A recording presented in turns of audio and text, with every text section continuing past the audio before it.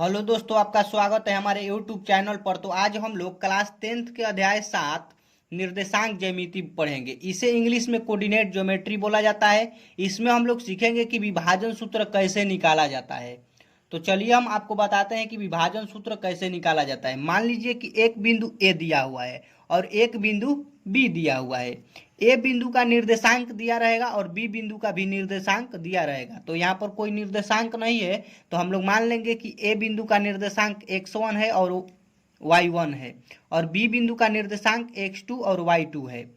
और इसे इस रेखा को जो देखिए ए बी जो रेखा बन रही है, इस रेखा को बिंदु P, मान लीजिए कोई बिंदु कहीं से भी विभाजित कर रही है, क्योंकि विभाजन सूत्र है, कहीं से भी विभाजित कर रही है।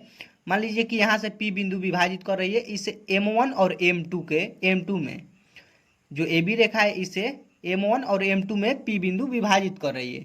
तो बोलेगा कि P का निर्देशांक निकालिए। तो P बिंदु का निर्देशांक मान लीजिए x और y है, तो बोलेगा कि x और y का मान ज्ञात कीजिए।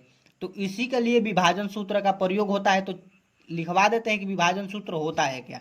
देखिए विभाजन सूत्र बनता है M1 x2, मतलब देखिए यहाँ पर तिरछा तिरछी गुणा कर दीजिएगा, M1 x2 M2 x1। तो देखिए M1 x2, तो M1 x2 M1 into x2 plus M2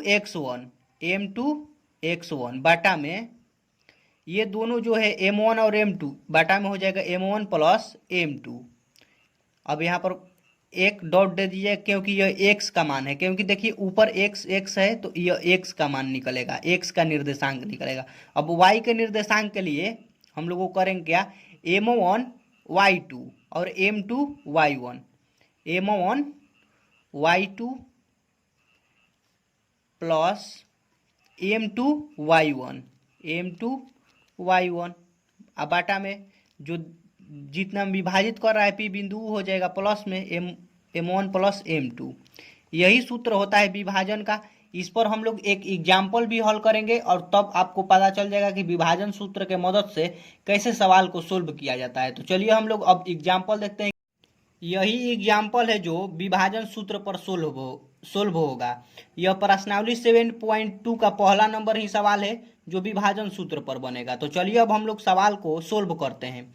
पहले सवाल को पढ़ेंगे। सवाल देखिए दिया हुआ है, उस बिंदु के निर्देशांक ज्ञात कीजिए जो बिंदु इतना और इतना को मिलाने वाली रेखाखंड को 2:3 के अनुपात में विभाजित करती है। देखिए यहाँ पर बोल रहा है विभाजित करती है।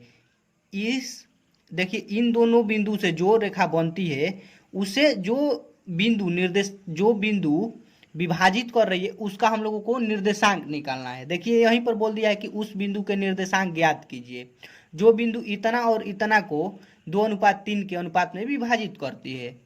तो हम लोगों को स्वाभाविक बात है कि उस बिंदु का निर्देशांक ज्ञात करना है। जो बिंदु इन दोनों इससे जो रेखा बन रही है उसको विभाजित कर रही है उसका निर्देशांक ज्ञात करना है।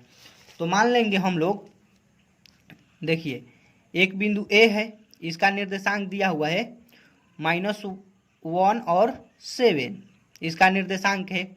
और एक बिंदु बी है, इसका निर्देशांक दिया हुआ है 4 और -3, और इसे बिंदु एक विभाजित कर रही है कितना में, 2 देखिए यहाँ पर 2:3 में, 2:3 में, देखिए 2:3 में विभाजित करेगी, 2:3 में। आइए मान लीजिए बिंदु जो विभाजित कर रही है यह P बिंदु है, तो इसी का निर्देशांक बोल रहा है ज्ञात करने के लिए, मतलब कि x और y का मान ज्ञात करने के लिए बोल रहा है। तो हम लोग क्या करेंगे, विभाजन सूत्र लगाएंगे। तो यहाँ पर लिखेंगे विभाजन सूत्र से, विभाजन सूत्र क्या होता है आपको बताएं कि विभाजन सूत्र इसी तरह से बनता है, तिरछा तिरछी गुणा करते हैं हम लोग। तो विभाजन सूत्र यहाँ पर लिख देते हैं M1 x2 plus M2 x1 बाटा में M1 प्लस M2 होता है, और एक होता है M1 y2 plus M2 y1 बाटा में M1 प्लस M2 होगा। यही होगा विभाजन सूत्र का सूत्र है। अब इस पर इसका मान रखेंगे और सोल्व कर लेंगे। तो देखिए तिरछा तिरछी आप ऐसे भी कर सकते हैं, तिरछा तिरछी गुणा कर कर आप निकाल सकते हैं, या इस तरह से लिख सकते हैं यह x1 का मान है, यह y1 का मान है, यह x2 और ये y2, ये m1 है और यह m2 है। तो अब देखिए यहाँ पर मान कूट करते हैं।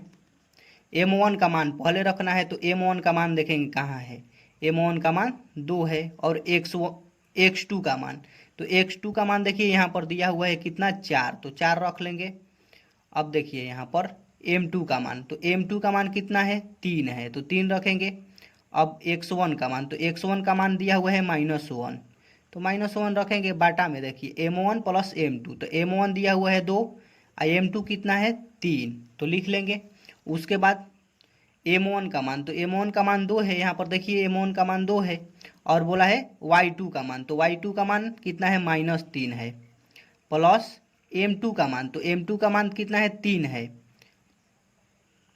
और y1 का मान, y1 का मान यहाँ पर है, देखिए यहाँ पर y1 का मान कितना है 7 है, तो 7 लिख लेंगे। अब बाटा में m1 प्लस m2, 2 प्लस 3। अब इसे हम लोग सोल्व करते हैं।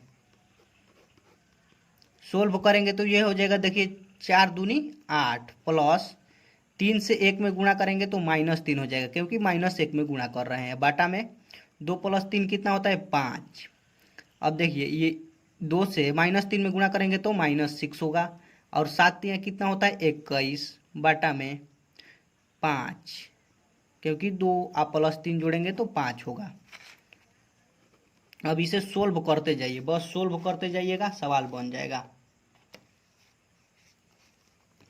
तो देखिए सोल्व करेंगे यहाँ पर, तो देखिए minus minus plus minus, sorry plus minus minus, तो घटेगा तो कितना होगा 5, यहाँ पर प्लस का चिन्ह रहेगा, क्योंकि बड़ा का आगे प्लस का चिन्ह है तो प्लस का चिन्ह रहेगा। यहाँ पर देखिए माइनस प्लस माइनस, तो 21 में से 6 घटेगा तो कितना होगा 15, लेकिन प्लस का चिन्ह रहेगा, क्योंकि बड़ा का आगे क्या का चिन्ह है प्लस का चिन्ह है। यहाँ पर बड़ा 21 है, 21 के आगे प्लस का चिन्ह है तो प्लस का चिन्ह रहेगा।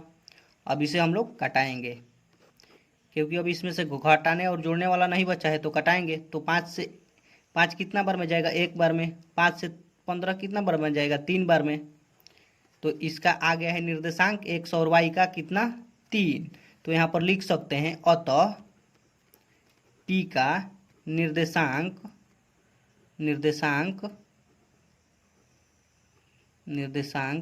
बराबर, p के निर्देशांक बराबर 1 और 3, यही आंसर हो गया। तो आप आशा करते हैं कि आपको निर्देशांक विभाजन सूत्र से निर्देशांक बिंदु निकालना आ गया होगा। अगर आपको थोड़ा सा भी समझ में आया है तो हमारे चैनल को सब्सक्राइब जरूर कर ले, और वीडियो को भी लाइक जरूर कर दे, और शेयर भी कर दे अपने दोस्तों के पास, जो दोस्त आपके पढ़ने वाले हैं। आप देखिए नीचे कर रहे हैं, आप शॉर्ट स्क्रीन चाहते हैं तो ले सकते हैं, फ़ोटो खींच सकते हैं, आप समझ सकते हैं फ़ोटो खींचकर। अब जितना भी विभाजन सूत्र पर सवाल आएगा आप लोग सोल्व कर लीजिएगा।